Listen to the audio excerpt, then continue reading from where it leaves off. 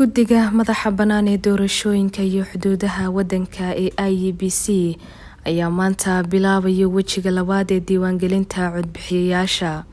Diiwaangelinta codbixiyayaasha ayaa laga furi doonaa dhammaan deegaanada hoose ee ismaamulada Kenya oo gaadhaya 1450.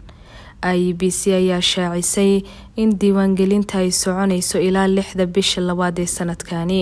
guddiga ayaa cid kasta oo aan ka faa'iideysan diiwaangelintii sanadkii hore ka codsaday inay u soo baxdo sidii ay isugu diiwaangelin lahayd ka qayb qaadashada doorashada guud ee 9 bisha 8 ee sanadkan.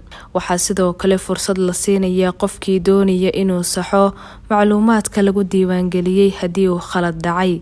cid kasta oo danaynaysa inay bedelato goobta codbixinta ayaa sidoo kale loo adeegayaa sida laga soo xigtay guddiga doorashooyinka ee IEBC oo sanadkii hore caawasho ka muujisay dhaqaale yare ayaa xilligaasi sheegtay inaysan kordhin doonin muddada barnaamijka diiwaangelinta. hase ahaatee markii ay miisaaniyad ka heshay wasaaradda maaliyadda iyo qorsheynta qaranka ayaa laga bilaabo maanta gudagalaysa wejiga labaad ee diiwaangelinta oo sidoo kale laga sameyn doono qurbaha.